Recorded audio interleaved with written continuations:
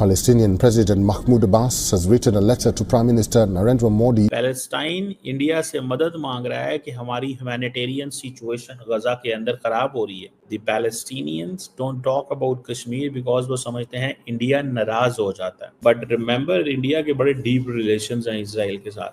पाकिस्तान पे जब हमला होगा तो वेपन्स कहाँ से आएंगे? इसराइल से. लेकिन फ़लस्तीन जाके कहेगा इंडिया से हमारी मदद कर दो. तो आप इमेजिन कर लें कि क्या चल रहा होता है.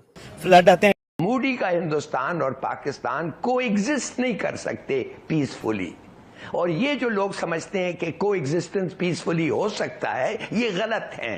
बाकायदा प्रधानमंत्री नरेंद्र मोदी को एक चिट्ठी लिखी है और कहा है कि इजराइल के साथ अपने अच्छे संबंधों का फायदा उठाए भारत, और ये दबाव डाले कि वो इजराइल ने जो पैसे रोके हुए हैं फिलिस्तीन के, जो $2 अरब रोके हुए हैं, वो जारी करे, ताकि जो गाजा में रह रहे लोग जो कि वहां भुखमरी का सामना कर रहे हैं, जिन्हें खाना नहीं मिल रहा, जिन्हें दवाएं नहीं मिल रही, जिन्हें पीने का साफ पानी नहीं मिल रहा है, उन लोगों तक मदद पहुंच सके. जितनी मिसाइल फेंकेंगे, दूसरी साइड पे हम जिहाद का ऐलान करेंगे, जज्बे का ऐलान करेंगे. मतलब टेक्नोलॉजी और ये चीजें थोड़ा आपको सर वो नहीं कर सकते. अच्छा, वो ये अटैक नहीं कर सकते. ठीक है. क्योंकि उनके पास वो जिगरा ही नहीं है कि ये है मोदी का टैक्टिक. उसने तो जिक्र बता दिया है हमें. बल्कि अपने पता नहीं इंडियंस कह रहे थे यार बड़ी अफसोस की बात है कि हमने इनकी टॉप रैंक लीडरशिप को नहीं निकाल दिया जैसे इजराइल कर रहे हैं. याद रखें, what they are doing in Kashmir is absolutely what Israel is doing in Palestine. उधर से भी मशवरा मिल रहा है. ये भी डेमोग्राफिक चेंज लाना चाहते हैं जम्मू में, वो भी डेमोग्राफिक चेंज ला रहे हैं. ये भी लीडरशिप को ओनली फोर्स इस्तेमाल करना चाहते, ये भी फोर्स इस्तेमाल करना चाहते. जय हिंद. तो दोस्तों, 57 मुल्क भी नहीं बचा पाएंगे, सिर्फ इंडिया ही बचा सकता है. जी हाँ दोस्तों, फिलीपींस ने भारत से मदद मांग ली है, जिसको देख करके पूरी दुनिया की नजरें अब भारत पर आ गई हैं. आखिरकार फिलीपींस ने भारत से कौन सी मदद मांगी है, जिसको लेकर के पाक मीडिया में हड़कंप मचा हुआ. पैलेस्टाइन के जो प्रेसिडेंट हैं महमूद अब्बास, उन्होंने एक लेटर लिखा है नरेंद्र मोदी को, और लेटर में क्या कहा है कि हमारी मदद करें. पैलेस्टाइन इंडिया से मदद मांग रहा है कि हमारी ह्यूमैनिटेरियन सिचुएशन गजा के अंदर खराब हो रही है. अब सवाल ये पैदा होता है कि देयर आर 57 मुस्लिम ममालिक हैं जहां से आपको मदद आती है. ठीक है, आप हर जगह जाके मदद मांग रहे हैं, दैट इज योर राइट, मांगे मदद. लेकिन आपको इस चीज का पता नहीं है क्या कि भारत जो है it has been supporting Israel. जितनी भी बम्बार्डमेंट गजा के अंदर हुई है उसमें इंडिया का बहुत सारा वेपन्स इस्तेमाल हुआ है. तो आप किस तरह की ये डबल स्टैंडर्ड्स हैं पैलेस्टाइन के, मुझे तो कोई समझ नहीं आई. ठीक है, पाकिस्तान की तो ये सपोर्ट, कश्मीर की सपोर्ट नहीं करते, आपको पता है इस चीज़ का. Normally they don't talk about Kashmir because वो कहते हैं इंडिया नाराज हो जाता है. The Palestinians don't talk about Kashmir because वो समझते हैं इंडिया नाराज हो जाता है.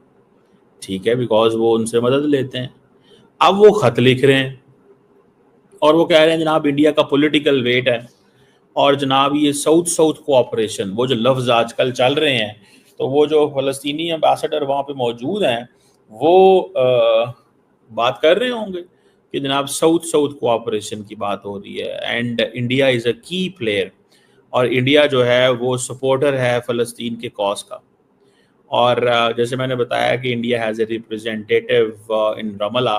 बट द क्वेश्चन रिमेन्स कि इंडिया की असल जो वो जैसे कहते हैं ना जो सपोर्ट है वो तो इजराइल के लिए. इंडिया तो ईरान के साथ नहीं खड़ा हुआ.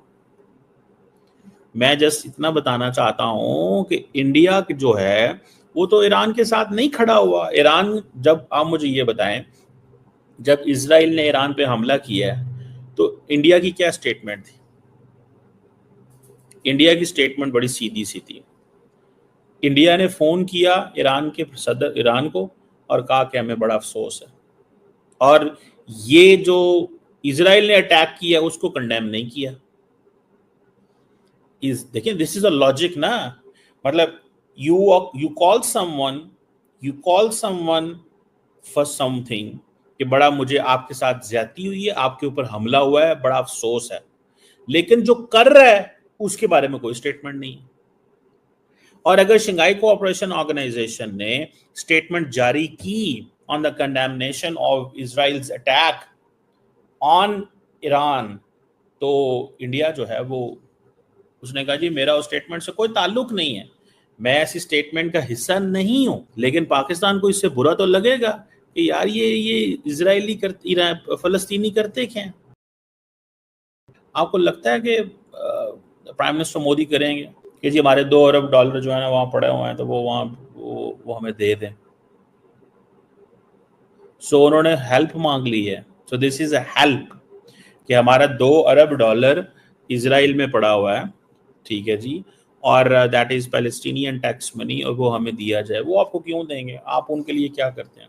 और पाकिस्तान के हवाले से मैं अब अगर करूंगा बात तो हमारे बहुत सारे दोस्तों को बुरी लगती है, ठीक है, लेकिन the Palestinians don't speak much of Pakistan. वो को पाकिस्तान के इतना लंबा बात नहीं करते, ना उनको ये है कि जी हमें वो बात करनी है पाकिस्तान की। ये मैं आपको सही बात बता रहा हूँ, I am telling you fact, ठीक है। सो मुझे तो इस चीज़ की समझ नहीं आ रही कि आप अगर इंडिया से हेल्प मांग रहे हैं तो इन रियलिटी तो आप जो पाकिस्तान को भी तो नाराज कर रहे हैं। दुनिया में 57 से ज्यादा मुस्लिम देश मौजूद हैं, तो फिलीपींस ने उन सबको छोड़कर आखिर भारत से ही मदद क्यों मांगी? और ये सवाल सिर्फ सोशल मीडिया तक ही सीमित नहीं है, बल्कि पड़ोसी मुल्क पाकिस्तान के कुछ चैनलों और सोशल मीडिया प्लेटफॉर्म्स पर भी इसे लेकर खूब बातें हो रही हैं। वो कह रहे हैं कि भारत तो इजराइल का खुला समर्थक है।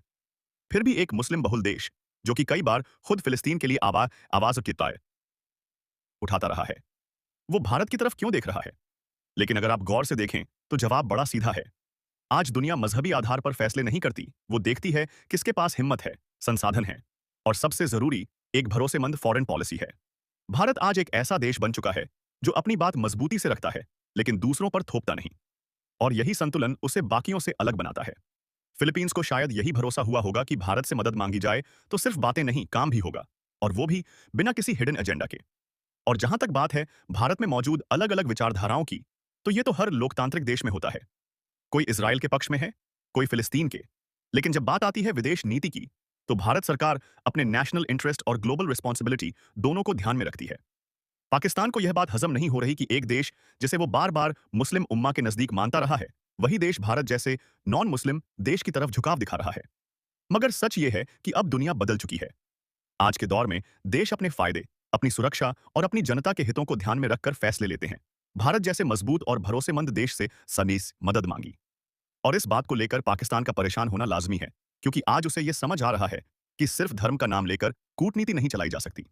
अब आपके लिए सवाल यह है, क्या आप भी मानते हैं कि भारत की बदलती विदेश नीति ने उसे दुनिया के नक्शे पर एक नई पहचान दी है? क्या आपको लगता है कि भारत अब सिर्फ एक दक्षिण एशियाई देश नहीं, बल्कि एक ग्लोबल डिसीजन मेकर बन रहा है? नीचे कमेंट में जरूर बताइए। और अगर इस तरह की सोचने पर मजबूर करने वाली बातें पसंद हैं, तो वीडियो को लाइक और चैनल को सब्सक्राइब करना न भूलें।